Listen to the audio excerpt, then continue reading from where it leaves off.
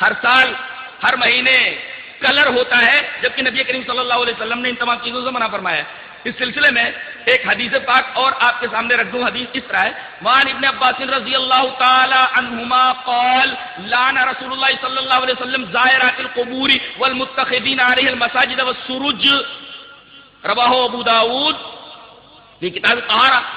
حضرت ابن عباس رضی اللہ تعالی عنہما فرماتے ہیں کہ رسول اللہ صلی اللہ علیہ وسلم نے لعنت فرمائی ہے قبر کی زیارت کرنے والی عورتوں پر، کہ وہاں جا کر کے قبر والوں سے کچھ مانگیں، اور ان کے اوپر بھی لعنت فرمائی ہے جو قبروں کے اوپر مسجدیں بنا لیتے ہیں، اور ان لوگوں کے اوپر بھی لعنت فرمائی ہے جو قبروں کے اوپر چراغ جلاتے ہیں۔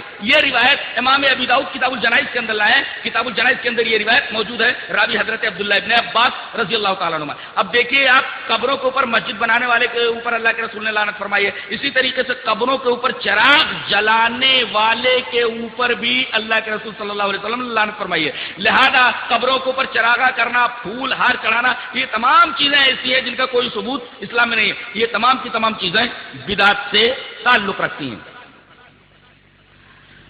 جہاں تک معاملہ صلاۃ و سلام کا ہے، اس سلسلے میں آپ کے سامنے ایک حدیث پاک پیش کرتا ہوں۔ حدیث اس طرح، وعن ابی ہریرہ رضی اللہ تعالی عنہ قال قال رسول اللہ صلی اللہ علیہ وسلم لا تجعلوا بيوتكم قبورا ولا تجعلوا قبري عيدا وصلوا علي فإن صلاتكم تبلغني حيث كنتم، رواه ابو داؤد فی کتاب المناسک۔ حضرت امام ابی داؤد اس حدیث پاک کو جہاں قربانیوں کا بیان ہے، اس حدیث پاک کو ایسے ہی لائے، راوی حضرت ابو ہریرہ ہیں۔ حضرت ابو ہریرہ فرماتے ہیں کہ رسول اللہ صلی اللہ علیہ وسلم نے ارشاد فرمایا کہ تم لوگ اپنے گھروں کو قبر مت بناؤ۔ غور فرمائیں، اپنے گھروں کو قبر نہ بناؤ۔ اس کا کیا مطلب؟ اس کے دو مطلب ہیں۔ ایک تو یہ کہ جیسے قبروں کے اوپر نماز پڑھنا جائز نہیں ہے، تو اس طرح مت کرو، اپنے گھروں میں بھی نماز پڑھا کرو۔ یعنی جیسے قبروں کے اوپر نماز نہیں ہوتی تو ایسا مت کرو، اپنے گھروں کو قبر مت بناؤ، اپنے گھروں میں نماز پڑھ لیا کرو۔ ایک مطلب تو یہ ہوا لا تجعلوا بیوتکم قبورا، اپنے گھروں کو تم قبر مت بناؤ۔ تو ایک مسئلہ تو یہ معلوم ہوا کہ قبروں پر نماز نہیں ہوتی، اور دوسرا مسئلہ یہ معلوم ہوا کہ ساری نمازیں مسجد میں نہیں پڑھنی چاہیے بلکہ گھروں کے اندر بھی نمازیں پڑھنی چاہیے۔ دوسرا ٹکڑا ولا تجعلوا قبری عیدا، میری قبر کو عید مت بنانا۔ غور فرمائیے کہ عید نہ بنانے کا کیا مطلب ہے؟ آپ نے اس ٹکڑے کے اندر کیا کہنا چاہا ہے؟ عید کے اندر ہم کیا کرتے ہیں؟ عید کے اندر ہم نہاتے ہیں، دھوتے ہیں اور اچھے اچھے کپڑے پہنتے ہیں، بچوں کو نہلا دھلا کر کے اچھے اچھے کپڑے پہناتے ہیں، ہماری عورتیں نہا دھو کر کے جو ہے اچھے اچھے کپڑے پہنتی ہیں، اور اس کے بعد پھر عیدگاہ جاتی ہیں۔ اگر اس طریقے کا معاملہ کسی قبر کے ساتھ ہو، نبی کریم صلی اللہ علیہ وسلم نے فرمایا یہ معاملہ عید والا میری قبر کے ساتھ نہیں ہو سکتا، تو دوسری قبر کے ساتھ کرنا کیسے جائز ہوگا؟ اور یہی معاملہ اس کے اندر ہوتا ہے، باقاعدہ نہا دھو کر کے لوگ اچھے اچھے کپڑے پہن کر کے بچوں کو ساتھ میں لے کر، عورتوں کو ساتھ میں لے کر باقاعدہ قبر کے اوپر جاتے ہیں جیسے عید کے اندر جا رہے ہوں۔ تو اس ٹکڑے سے عرس کا رد ہوا، ولا تجعلوا قبری عیدا، میری قبر کو عید مت بناؤ، اس ٹکڑے سے عرس کا رد ہوا۔ اور تیسرا ٹکڑا وصلوا علیہ، میرے اوپر درود بھیجو، فإن صلاتکم تبلغنی حیث کنتم، تم جہاں سے بھی میرے اوپر درود بھیجو، میرا معاملہ ایسا ہے کہ تمہارا درود کہیں سے بھی بھیجا جائے مجھ تک پہنچا دیا جاتا ہے۔ اس سے دو باتیں معلوم ہوئی کہ آپ ہر جگہ حاضر و ناظر نہیں ہیں، ورنہ درود کو پہنچانے کے لیے فرشتے نہ ہوتے، جو آدمی درود پڑھتا ہے فرشتے اس درود کو لے کر کے نبی کریم صلی اللہ علیہ وسلم کے پاس پہنچا دیتے ہیں۔ تو پہلا مسئلہ یہ معلوم ہے کہ رسول ہر جگہ حاضر و ناظر نہیں ہے، لہذا لوگ کھڑے ہو کر کے جو درود اور سلام پڑھتے ہیں ایک خاص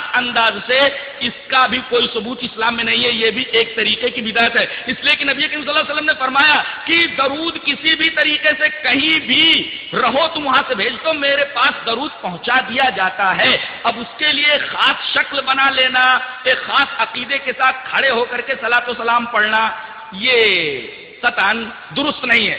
اور جہاں تک چیزیں بڑھا لینے کا معاملہ ہے، نبی کریم صلی اللہ علیہ وسلم نے جہاں کسی چیز کو عام رکھا ہے، آدمی خاص نہیں کر سکتا.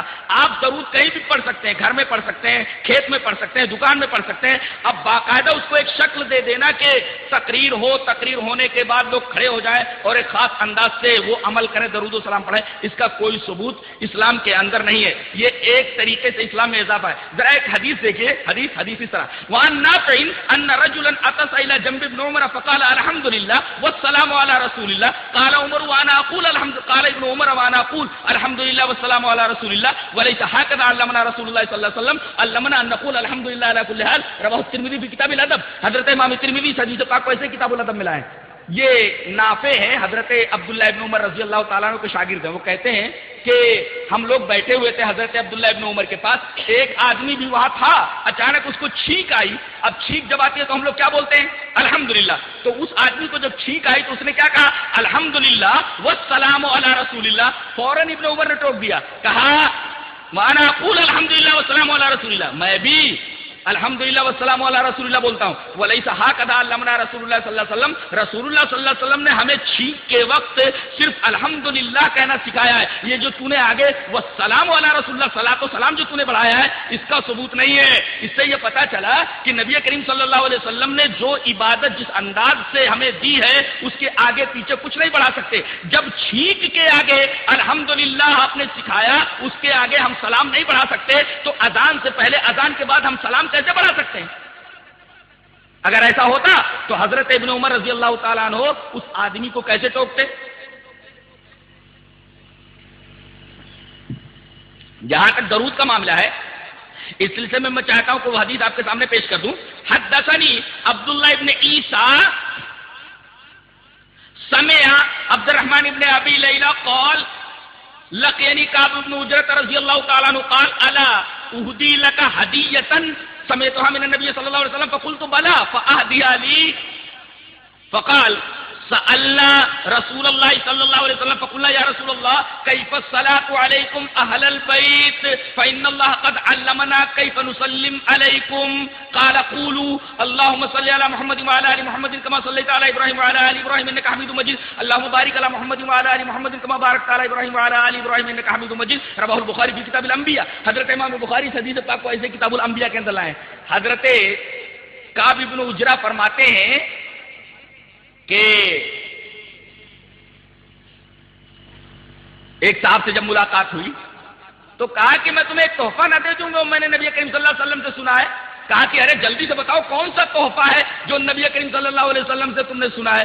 کہا کہ ٹھیک ہے وہ تحفہ میں تم کو دیتا ہوں.